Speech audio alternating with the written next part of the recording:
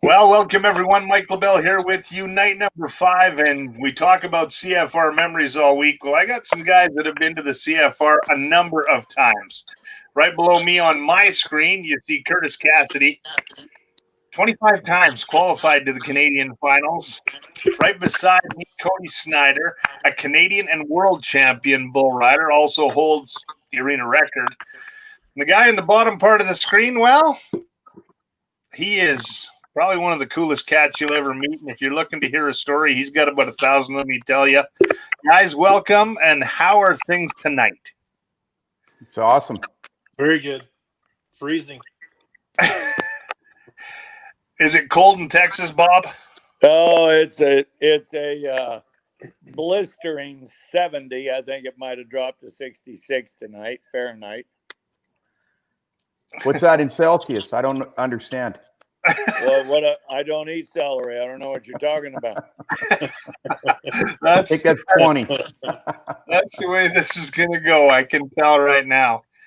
Well, I'm going to start with you, Bob. Probably, if I was to say anything, you are one of the most recognizable voices we have in rodeo. I mean, if I was to introduce you, it'd be, here's a guy that's a great husband, a great father, a great friend to many, but more than anything, probably the greatest thing he's ever been called is grandpa. Is that true? I know there's 3 Canadian girls that do that. They like cookies and ice cream and Cheerios for breakfast. That's exactly it. It's great. Now, Bob, why don't you take us back a little bit to the times when you were announcing the Canadian Finals Rodeo and some of the memories you have? Well, I'm not so sure that this was when I'm not so sure that maybe the Cassidys, it was all about Greg Cassidy. Then Curtis showed up. Cody was a calf rider and then came on to be the superstar champion, and I predicted him to be a world champion. It was kind of a strange deal. I went for 9 years. Lynn Perry, great man, came down here and picked me to come up there. And then I was gone for 2 or 3 years, and I came back for another 9. I think I've got 18 of those pins. The thing, I still tell Canadian Final stories. Can you hear me all right? Oh, yeah, you are good. All right. I'm having trouble hearing you guys. You're kind of breaking up, but I still tell Canadian Final stories from Edmonton. And that's where I became a hockey fan back in the 70s. Ernie Afghanis. We were doing CBC Sports in those days with Don Cherry, and he took me to my first Oilers game. And it took me about 6 minutes and a half of beer, and I said, this is my sport. So I've been a hockey fan ever since. And over the years of all of the great things that I've seen in Canadian Pro Rodeo, the Canadian Finals one year, it might be, now I'm trying to figure out, because I know that Celsius only goes to 50 or 52. One year, it might be 25 below zero. Everything's with it. I'm going to tell you how far back I go, and I'm going to give you my honest feelings. When it was all Canadian event, I thought it was the greatest event in the world. Then they started letting us Yankees come up there, and it changed the concept of it.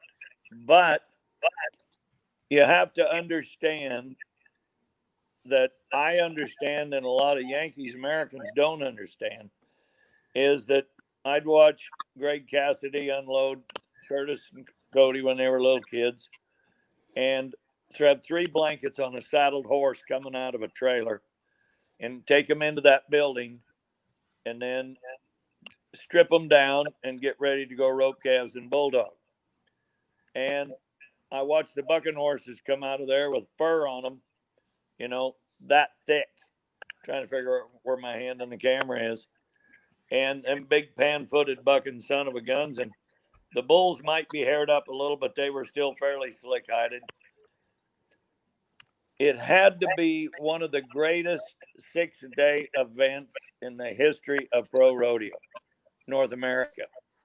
because it was more raw than it was anything else. And Jimmy Camart would light us on fire, hang us out of the ceilings. Cody could ride a motorcycle on a wire. We did things at the Canadian Finals that later Sean Davis and other people in other big buildings tried to copy.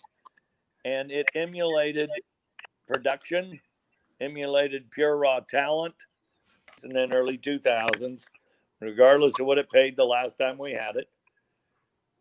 When you became a Canadian champion, it was like you just stepped up on a platform and you never left there. And when you become a world champion, you step up on that platform and you never leave there. So at the end of a year, I swear to God, the first few years, it'd be cold outside. I mean, freezing ass cold outside. And Canadians had come in there in down jackets and parkas, and they'd been to the trade show all day. Greatest farm show I ever been to in my life, Edmonton, during the Canadian Finals. And they'd come in there and they'd be all bundled up and they'd just sit there like that. And about the second or third year that we're there, I got pretty brave one night and I said, I know you people are not cold because all I had on was a shirt, maybe a little light vest, and y'all are wearing them jackets. I said, I want every other row to stand up, and they did. I said, now take your coats off, fold them up, put them underneath your butt, whatever, and then sit back down. I said, now the rows that didn't stand up, stand up. And Dale Lascuda was when he was first starting there, and I know he thought I was, drunk or something. Because I could see him watching me. What the hell is he doing? I said, now y'all take your coats off. And it was amazing. They did it. And I said, now when you sit back down, I don't know if you're drinking coffee, whiskey, or beer, but I said, you hold it in one hand, you stomp your feet or set it down. You people are going to learn how to cheer. When I see one of these, I'd see Billy Lay make an 80-point bucking horse ride. I'd see Larry Robinson make a run in the calf roper or, Greg Cassidy, and they smoked their butt. Then showed up, Smoking Joe and do all that stuff. I said, people, I don't know what the price of the ticket is that you're paying, but you bought a ticket to come to a sporting event. If this was hockey, you'd be standing up, flipping off the refs.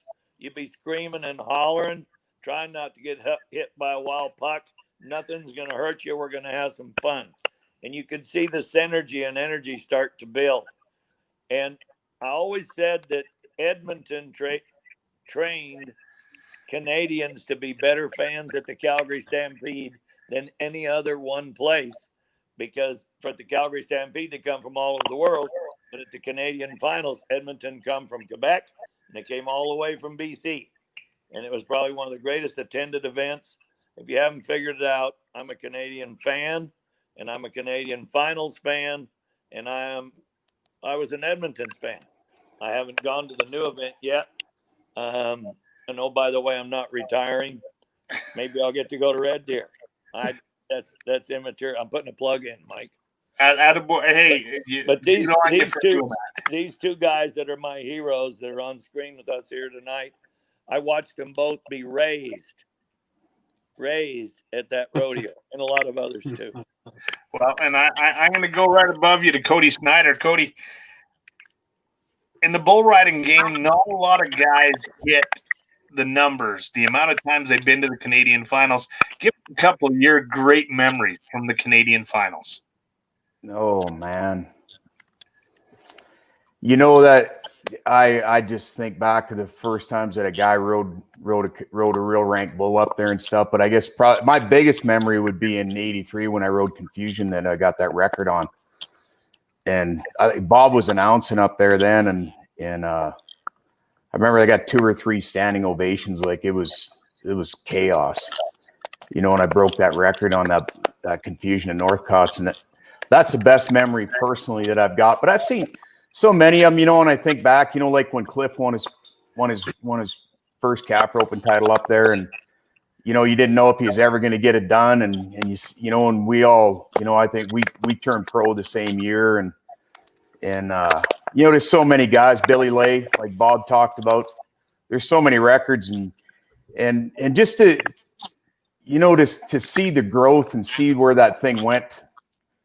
From them first years I went there, the first year I rode there was 1982, and the crowds. I think that place was kind of about half full, and then when I was on the board, I was the bull riding director on the board in the late 80s, early 90s when Calgary Stampede put in that quote to move that thing out of there, and I was on the board and we all had a say in if it was going to stay or was it going to go, and I'll never forget in that day when the Calgary Stampede come in and quoted, and then Northlands came in to put their quote in on keeping the thing, and they had the first right of refusal. So if whatever Calgary Stampede had put in there dollar wise, well, Northlands had the chance to up it, and their quote had kicked the crap out of Calgary Stampedes, and Colin Forbes walked up to Ralph Murray and I at the end of that meeting, and he opened up his suit jacket and he had an envelope in there, and he said, "Boys,"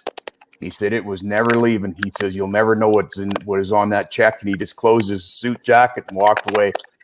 And but to see the growth of that thing after, and the city of Edmonton jump on board and take it to a whole nother level, it was exciting to see them sold out crowds up there, and getting 15, 16,000 people in that place on Saturday night, and just jammed right full. And it was the best rodeo some of the best rodeo I've ever seen in my life. And it was just great to be a part of it. Well, and what's funny is I do my homework before I do this, and I went to our Pro Rodeo Media Guide. I have it here in front of me, tough for you guys to see. And yeah, Cody, that 95-point ride still stands as the greatest Canadian Finals bull ride there is, and pretty exciting to have someone like Bob announce that. We'll go to you, Curtis. Sure.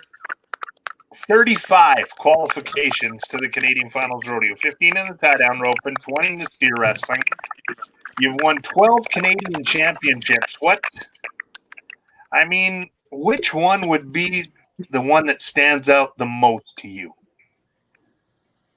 Oh, probably the calf roping that I won back in 2001, I believe.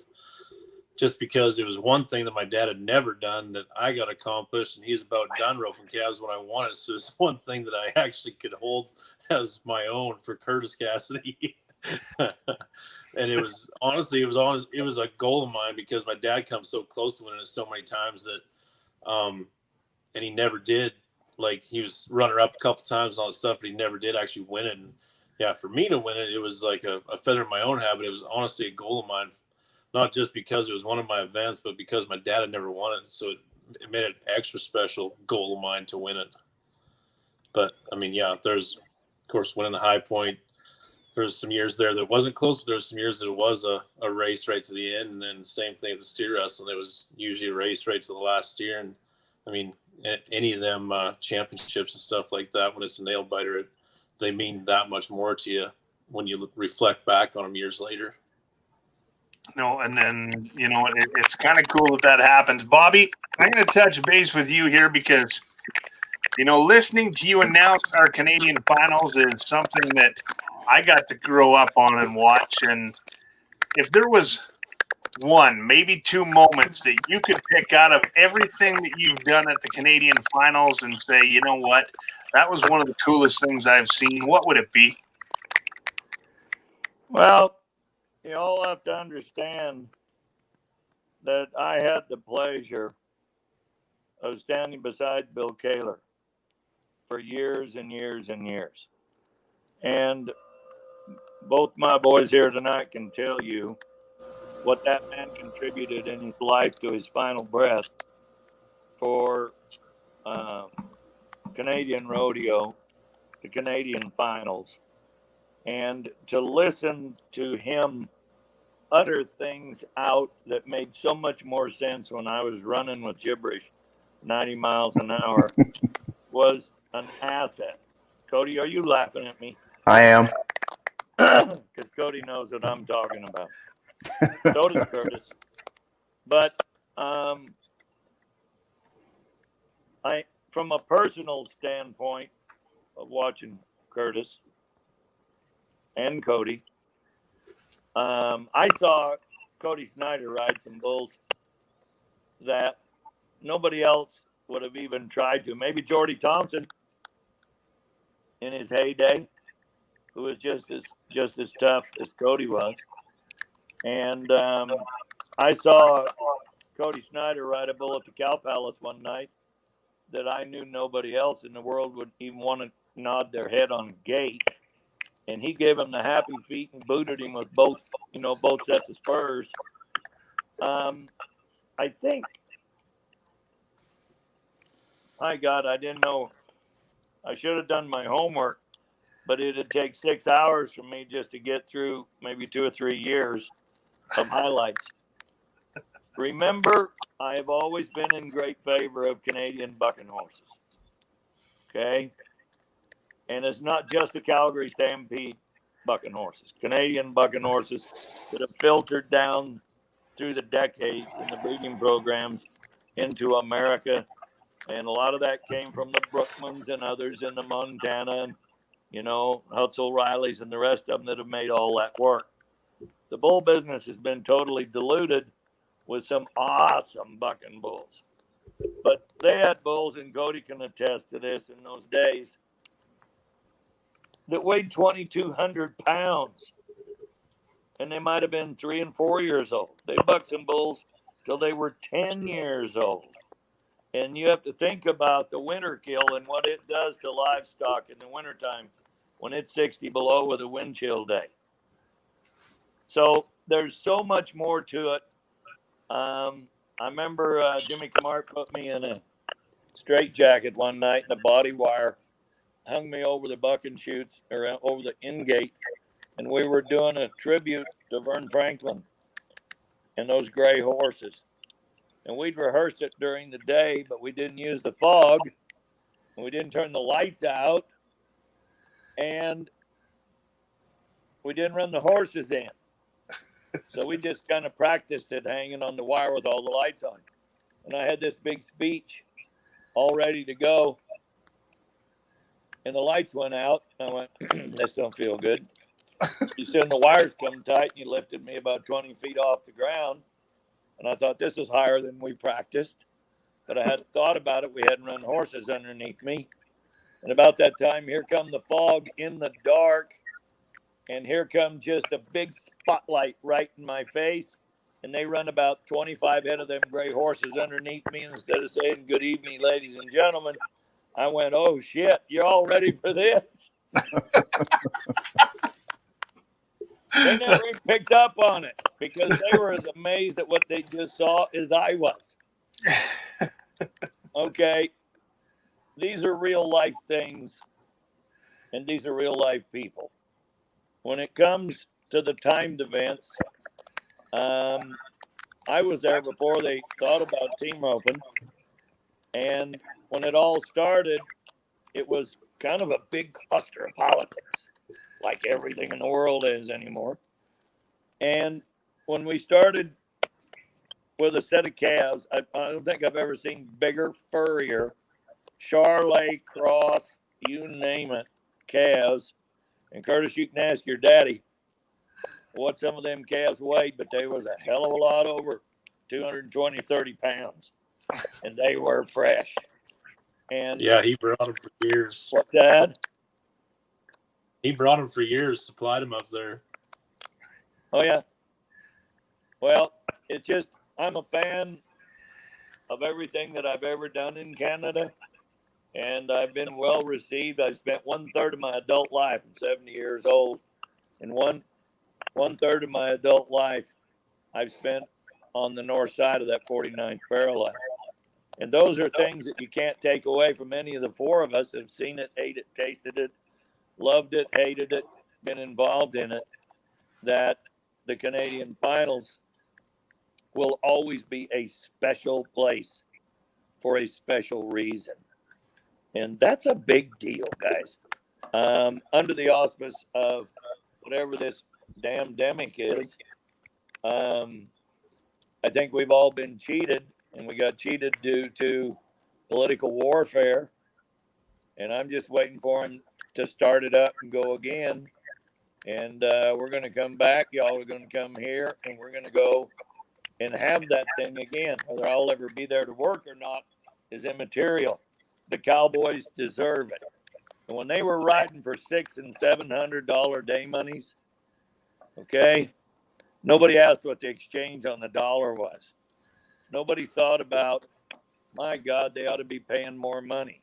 Cody politically, when he got on that board, did more at that moment in time because Cody Snyder's a rebel rouser, and he wasn't afraid to step up. He wasn't afraid to step out. Then he married Rhonda and became a gentleman. And, well, let's just put it this way. He addressed with a little more finesse after that.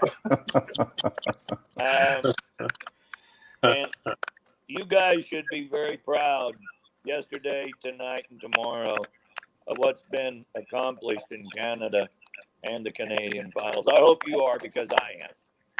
No, definitely. Cody's done a bunch. And, you know, Cody, you're a bit of a trailblazer, if you will. Let's talk a little bit about bulls and bull riding, because at the end of the day, you have put on some of the greatest bull ridings. But back in your day, was there 1, 2, or 3 bulls that you either got on or didn't have the chance to get on that you would have liked to have?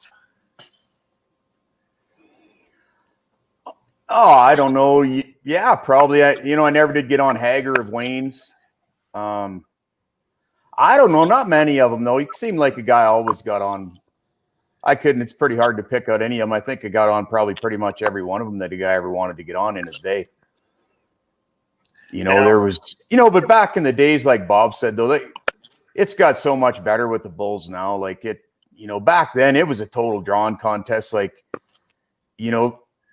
you'd ride, there was years there I'd ride 6 bulls and end up 3rd or 4th in that thing, and somebody else would ride 3, and you weren't bringing your money in with you. And Kurt would remember those days, and it kind of sucked. You'd ride better than everybody else all year long, and you'd go in there with a big lead, but your money didn't carry forward, and it was all sudden death when there's points at the finals. And I remember guys that would win, they'd win the first round and the second round, and maybe win a third in the third round and fall off of the next 2 or 3, and you'd ride all 6 and they'd beat you. Like, it was crazy. It happened in the timed events too. It was all, it was a lot of the luck of the draw, but it's changed now. It's so much better. The guys are bringing their money in, their winnings throughout the year into there. It's a heck of a lot better. But when I think of those years, and I remember when I won that thing in '86, I placed in all 6 rounds and I won $5,500. And about 2 years later or 3 years later, after that money all increased, to the boys steer riders won twice what I won. So it was things changed. It got really good. It got to where it was you could do something with the money. It was good. Like, guys started winning 50, 60, 70,000 bucks up there. That's a pretty nice deal. No, that's something that will carry a guy through the winter. And I mean, I don't know of anyone that's had as much success at the Canadian Finals as you have, Curtis. That's been a rodeo that's kind of, I don't want to say carried you through many winters, but probably helped you out during the winter.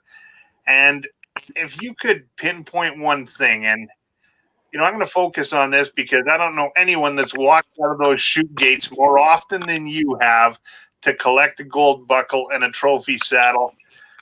They open those gates and Bob Tallman calls your name and says that you're the Canadian champion. How's that feeling?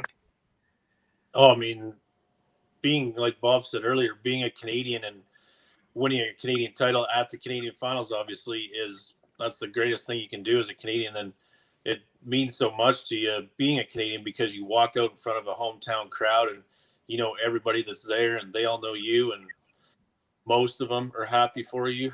And yeah, it's a great feeling. Like, as far as Canadian rodeo goes, I don't know if there's a better feeling than being called a Canadian champion, especially up there in Edmonton where it used to be. But I mean, even as you go throughout the next year, rodeo and everywhere they announce you as a Canadian champion, I mean, that's, as you're a young guy coming on the scenes, that's definitely one of your goals as you rodeo and and your career progresses is to become a Canadian champion. And then obviously as you win one, you want to win another one, and just the list goes on, I guess. And, and that's what it is. When we look at all the names, Bob, over the years, the guys that you've had the opportunity to announce, the guys that you've called their name, is there one run? Is there one ride? You talked about Cody's bull ride, but is there one moment that you kind of said was an aha moment, or that moment where you said, wow, this Canadian Finals is the place to be right now? Well, Cody kind of stammered with this a minute ago when he said the 80 this and 80 that, and then I'm going to do the same thing. You got a Canadian media guide with you, okay? Who won the bronc riding in 1988? Look real quick and tell me who it was. Look real quick. Well, I'll see if I can find it here. Well, I don't have my glasses on right. That's all right. But think about this. Winning a Canadian title in November and coming to whether it in Oklahoma City, Las Vegas, or coming now to Arlington and being noted here as the current or reigning Canadian champion, I think means more to hear it across the border, maybe than it does even at home in Canada. Because I can remember Canadian champion, Cody being one of them, would show up in the Astrodome in Houston, and you would tell those people, 20, 30, 40, 50,000 people you're about to meet, you're watching, this is the reigning Canadian champion, or he's been the Canadian champion 3, 4, or 5 times. I do believe that in America, that means more to the American public, knowing that this man comes from a place that they've never been, don't know if it's going to be on their bucket list, and they're going to get to go to Canada.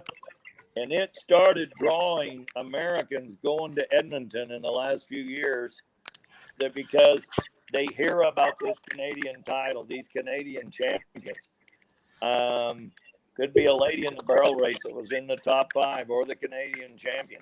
And when they came south, it made them bigger than life, standing alongside of the reigning world champion. So association, because of the accolades that I was able to give and other rodeo announcers could give, I always took pride of the fact that if you earned that title, Canadian then or Canadian and American now, you're pretty damn special, and you've dedicated your life to doing it. Who won the bronc riding, Mike? Rod Hay. Who? Roddy Hay. Oh, that one. The duck walk. The duck walk. My God. It's the only place I ever saw Denny Hay get bucked off and thrown out of the arena. I think that was at the Canadian Finals. Okay, think about how much Roddy Hay has won. All right, Roddy and Denny. And now them two boys have showed up down here. They've showed up everywhere. I was watching on the Cowboy Channel last night, last year at the NFR, because Logan, I think it was, had one of the 3 highest marked rides was in the top 8 of highest marked rides in the bronc riding. Think about, for those that have never been to Wildwood, never been to that ranch, have never seen those saddles, and to think about all the trophies and prizes that Roddy Hay won in America, took back, the Canadians never got to see, but they only watched him in Edmonton, or maybe at Calgary, or they might have come out to Cloverdale and seen him out there. You know, we had him in Strathmore or someplace else. Think about the ranches that have been purchased, whatever, and built. You look at what Zeke Thurston has done now to win the world titles here, the Canadian titles, the Calgary titles, and what that's done to emulate not just success of money. Okay, this money thing. I know you got to have some, but what they do with it thereafter. So when a guy wins a Canadian title in Edmonton or now in Red Deer, and he takes that money back, and Curtis, you know this of watching your daddy win and watching you and Cody go get the money. Those are the things that go on in life. Winning 50,000 at the Calgary Stampede was a big deal, big deal. Then win $100,000, bigger deal. But what the Canadians have been able to do, and I think maybe in some cases they've done a better job of it, because I never knew what a quarter section was till I came to Canada, because everybody always wanted a quarter section. Then you'd win 100,000 in Calgary, you'd win the Canadian Finals and win the title. You go buy a half section, you might buy a section. Well, some of those are second generation deep now and how all of that works. I just want to go back on one thing on the Cassidy family. In order to win in the calf rope and team roping or in the steer wrestling is not how good you are to rope. It's how good the horse is that you ride. And I'll tell you, as a world champion and a Canadian champion, Cody Snyder, who I know will agree with me. And Mike, you announced enough rodeos to know how this works. Greg Cassidy knew as a very young man, before these kids even got a chance to get started, they were toddlers, that if he was going to be superior in any of these contests, to which he was in both events, you had to be mounted. And I'm going to go and I'm going to throw Larry Robinson in the mix as well, because I watched this. How many times I went to Canadian rodeos, including the Canadian Finals, and there was an American there riding a Canadian horse. That black stallion that run a hole in the window, Willie, I mean, you think about the horses your daddy had before him and then the horses after him. It was hospitality taught by come to my country, ride my horse, beat me, come home and stay with me, and I'll feed you some Alberta beef. It's almost as good as 3T Angus beef we raise here. Almost. Just not quite. Anyway. Shameless plug given. So when you go to putting all those things together, a younger country, a breed of society in those days that had everything to share. And thinking about mount money, maybe they did, maybe they didn't. And I watched the timed event guys do one thing. I watched the riding event guys haul the Yankees and go to them places and do stuff. If I said thank you yet to the three of you and to your parents and to all of the other guys, thank you. Thank you. There's so much. We could talk about Roddy Hay and riding broncs for 3 hours. I can talk about Greg and Curtis and Cody. I can talk about, I'll tell you where the money come in the bull riding, Cody Snyder. When you and Rhonda started putting them bull ridings on, and I'd fly up there on a Thursday, we'd rodeo on a Friday and Saturday, come home on a Sunday.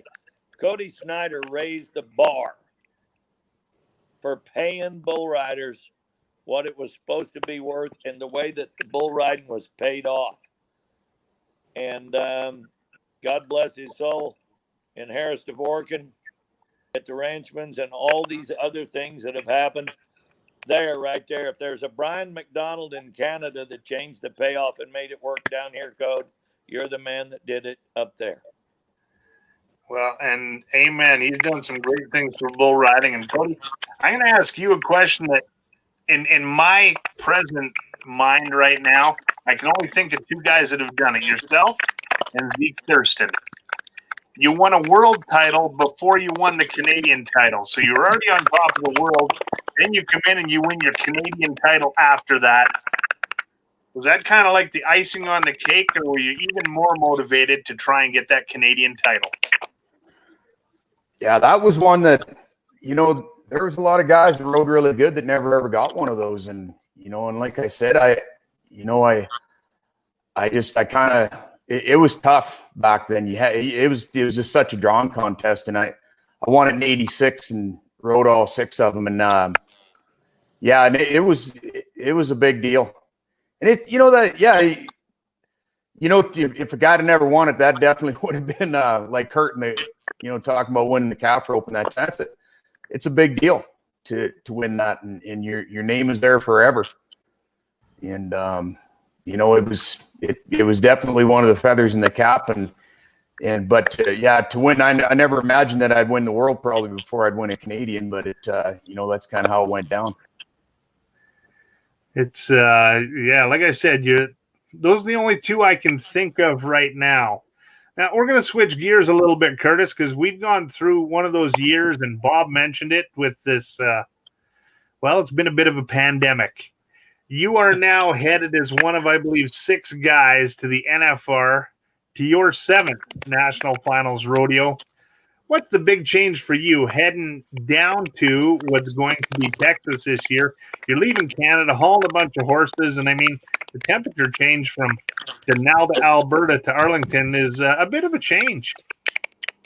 Yeah, I mean, in an ideal world, I wish I could have got my horses south a little sooner and kept them climatized, but at the same time, they got big pastures to run in here, and they're turned out and being horses, which I do believe they like and need, especially after a long summer rodeo and haul them around. But yeah, I think Arlington's going to be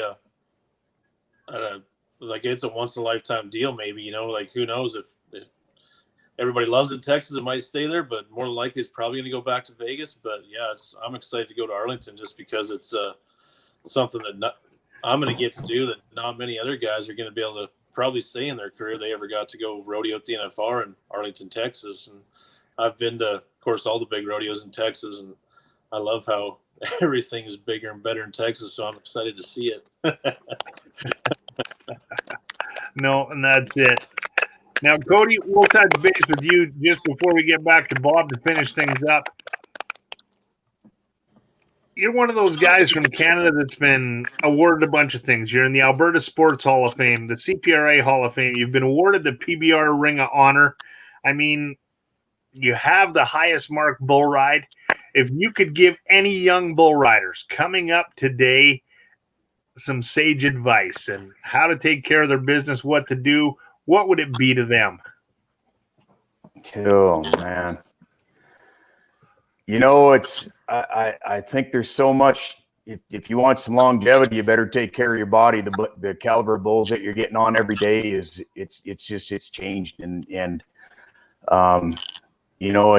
Guys, if you want to beat them, it's all about confidence and thinking you can beat them. And as young guys, if you show up, you got to show up knowing that you can win and knowing that you can ride with anybody. But it's changed so much. Guys need to, like I said, they need to take care of their bodies, get on nutrition programs and get in the gym. And I worked out. I worked out really hard when I was a kid, and I worked out when I rodeoed. And that was one of the things I think that helped me a bunch. But it's come a long ways, and the bulls that they're getting on now. I mean, their cull bulls were bulls of the year up here years ago. I mean, and that's just the way it is. It's advanced a lot. It's got a lot tougher, and it's hard on a guy, and you got to take care of your body in a big way if you want to have any longevity at all doing it. And that's it for sure. Curtis, how about you? How about advice to the next generation coming up that want to be timed event champions? What is the secret? Well, I mean, I think Bob touched on it a little bit ago about having great horses, and you need to have horsepower around. Period. You need to have your practice horses, your average everyday horses, and then you need to be always looking for that great one. And you can't ever stop looking for a great one. And then aside from that, it's like Cody said, looking after your body, staying in shape, and practicing. I mean, and it's not just practicing; it's perfect practice and practicing around the right guys. Like I see it all the time. Guys don't go practice, with the Joe Beavers or Fred Whitfields or whoever in the steer us, the Luke Branquinos. If you want to be the best, you got to go hang out with them guys and practice with them and learn what they're doing, because there is the odd exception that falls in there every now and again. But you basically, if you want to beat them guys, you got to be one with them all the time and figuring out what they're doing. And and become comfortable around them when you're competing with them as well. So, yeah, I mean, you know what, Kurt? I was thinking before this when Mike called me today, and I was thinking back. You know how far we go back? How long I've known you? I remember, and it was 81 or 82, 80, my rookie year, and I think your dad got his card the same year as me, maybe. And we were at your place, and we were tying down calves, and you were about 1 or 2 years old. Him and Cody, I'll never forget it. And we practiced, and then we were skidding steers out of the chute. Geez, that's a long time ago. And I thought about that, and I thought, how did I end up at Cassidy's place? Well, I remember I caught a ride with Joe Lucas and I think Cliff and somebody in there, and I thought back, that's it. Even when I in my rodeo days when I was rodeoing, I always wanted to try to get around the best guys. And, and if I was catching a ride with somebody, you want to jump in with and that's for young guys. Get around the guys, the winners. If you can't get around a bull rider, again, you got to ride with the bronc rider, you got to ride with the bulldog, or get around the good guys, and that knowledge, that you learn from the best. It doesn't matter what event they're in.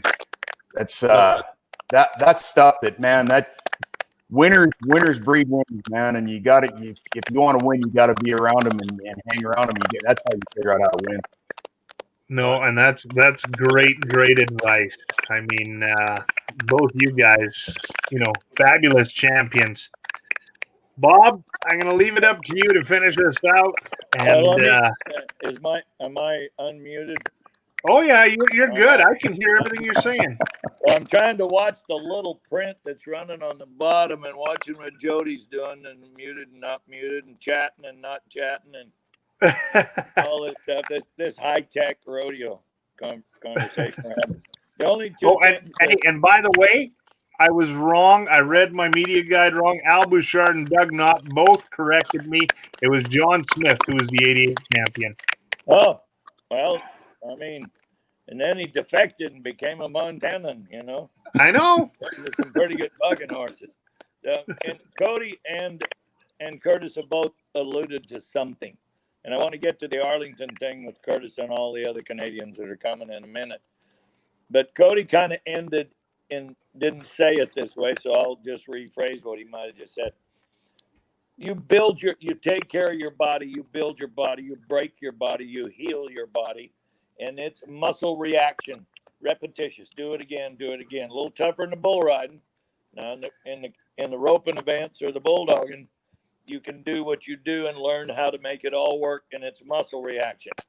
But what Cody just said, it's easy for a bull rider to jump in with a calf roper. Calf ropers don't always travel with 3 other bull riders, in a Dodge truck and a Capri camper. So in order to expand your mind, your life, your talents, your abilities, and maybe sometimes stretch your dreams, it's a mindset, okay?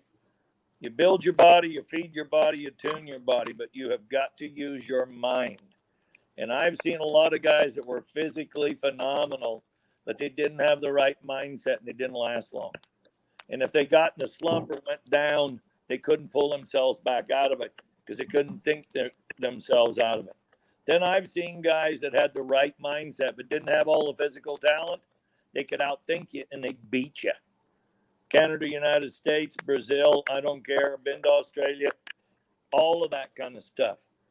Mindset is an important thing. And as we today teach these young guys, try to teach them something, it's the first thing you do. And I think Joe Beaver is probably one of the greatest. I mean, Walt Woodard can teach you how to rope. Somebody else can teach you how to tie. It's a proven fact that you see the winners come from winners, but your mindset. And Joe B has the right mindset. I've known him since he's 14 years old. And his dad, Walter, and other guys have built him into that. Now he's building it back into it. I was at the AJRA, American Junior Rodeo Association finals in July. And this is 8 and under, 9 to 13, 14 to 16. Okay? Think about this. 1,700 contestants, most of them from Texas. And I watch Big John Douch. I don't know if you've watched him or not. Rode Cavs. He was 16th last year. He's in the hole this time. He's got a little brother that's 13 years old. I think might rope better than Big John. And I've seen Big John win some tough match roping stuff. Cooper's match roping last year at Northside Coliseum, where they're going to have a watch party coming up during the NFR here. I watched him beat all of the world champions, Tough included, and the rest of them. I smoked their butts. Well, he's got a 13-year-old brother that's got it right here as well. So to be a champion, to be a great hockey player, I watched more hockey because of the Dallas Stars, of course. And when you think of the punishment, them boys got locked up in a hotel since July and finally made it through the playoffs and then, made it to the championship rounds. Hockey is as great a game because it's physical, it's it's the muscle reaction you're going to go through, whether you're skating forward, backwards, sideways, whether you're driving or backing up. Where else in the world do you have to do that? In the calf roping, you're running straight on. In the bull riding, it's either spin to the right, spin to the left, or one of them big honking bucks and buck straight out through there. Everybody thought that's a calf ride and that's easy. That might have been the frankest bull to ride that night. So if you can build mindset in today's athletes, you can build champions.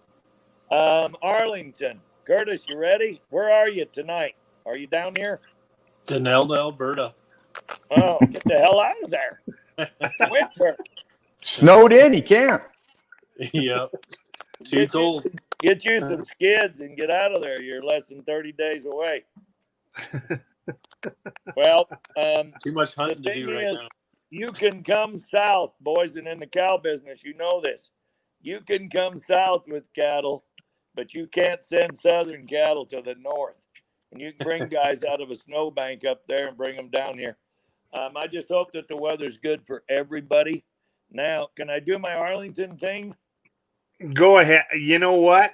I don't think we could stop you. Like, is there a way to shut him off, Cody, you think? Well, here's the big deal. I've been getting a lot of accolades here lately, and everybody's going, oh, well, I bet he's going to retire after going back to announce the finals with Roger Mooney and Andy Seiler. No. I've got contracts that are 5 years out, and we're just going to keep rolling. And the other day when I turned 70, I didn't shift it into high gear. I put it into overdrive, took the knob off of it and threw it out the window and said, hang on, here we go, at least for another 10 years. Here's the deal. This is going to be totally different. I talked to Sean Davis today. And the thing is, you cannot emulate Las Vegas in Globe Life Park. Okay, it's a baseball field. You could put the Thomas and Mack Arena inside of this place twice. It's going to be a whole new ball game. The team ropers are going to have a run clear over. I mean, they can drag cattle to the left all they want, never hit the wall. Calf ropers are going to have a wall on their left running towards home plate. The barrel racer is going to have a full score deal. The buck and shoots, they go, my God, it's going to be a pasture out in front of them. Heck, we buck them at big outdoor arenas is bigger than what this one's going to be. A bucking horse has been chosen to be there because genetically he is sound to buck. The bulls aren't going to do anything different. Now, once they get through, they might look around and go, I think I'll lope over here for a few minutes and then come out of there. Pickup men will take care of that. You all need to understand this is a baseball field. And if you haven't been on the Cowboy Channel to see the things that how they've got it laid out, you can go to prorodeo.com. You can go to a lot of different people and see the configuration. This is going to be amazing. We're not going to open the roof, even if it's nice weather, because we got a lot of stuff that's going to be hanging out of the ceiling. Let me give you a little Texas theology, okay? I've been coming here for over 40 years. And I'm going to be as powerful about Texas as I was about Canada, okay? I'm a native Nevadan. I'm going to miss not going back to work in the Thomas and Mack Arena in Las Vegas. And I just pray that the political ugliness that's been happening for the last year or so gets smoothed out and changes around so we can go back to Las Vegas. But they're going to bring this rodeo here starting December 3rd. And we're going to treat them so many ways with Texas hospitality. They're bound to like one of them. There's going to be some Canadians say, maybe I ought to move down there a little bit. Oh, by the way, I'm in the real estate business now too. Anyway, sorry, Mike. 1-800 for sale. Yeah. Dirt's dirt, Code. I don't care where it is. Frozen snow bounder in a swamp. The thing is that this is going to be a once in a lifetime deal. And I told this story the other night. Winning a world title, it's a gold buckle, but it's going to be won in Texas. Okay. You go back to 1959, Jim Shoulders, Cy Italian was telling the story. Those guys that won those first world titles, then it went out to Los Angeles, then it came back to Dallas, and then it went to Oklahoma City. And I can remember watching Gary Gist carve those buckles, one a day, and he'd start about 3 days ahead of the rodeo, and that was the gold buckle. It's a shield. There ain't 6,000 of these around. There's barely 600 of them around. And when you think about winning that in Texas, it's going to be more special than it ever has been. Will it come back here again someday? Maybe. Will you like it when you come to Texas? Yes. You're going to love Arlington. It's the home of Six Flags. It's the home of great entertainment, great restaurants. You're going to come to Fort Worth. You're going to go to the convention center. You're going to go to North Side to the stockyards. There are so many things here that happen. You're going to love them all. I'm just blessed to be a part of it in 1/3 of the announcing team. Well, and we're glad you're there. You know what? This has been a ton of fun. I want to thank you, Curtis, and say good luck to you as you head down to the National Finals in Arlington. To you, Cody, thank you so much. Great bull rider, great ambassador. And, I always love sitting down and visiting with you because not always a man of many words, but what you say is truly impactful. So thank you so much. And to you, Bob, I don't know that we could get a short story or a short answer from you, and I think that's what we appreciate more about you than anything. It's I tell you what, you are truly a living legend, and I thank you, my friend. Bless you all. Thank you. All Thanks, right. Mike. Appreciate Thank you, guys. Take care. Have a wonderful night. I hope to see everyone in 2021 as we head to Red Deer in the CFR. Good luck down there, Kurt. Thanks, guys.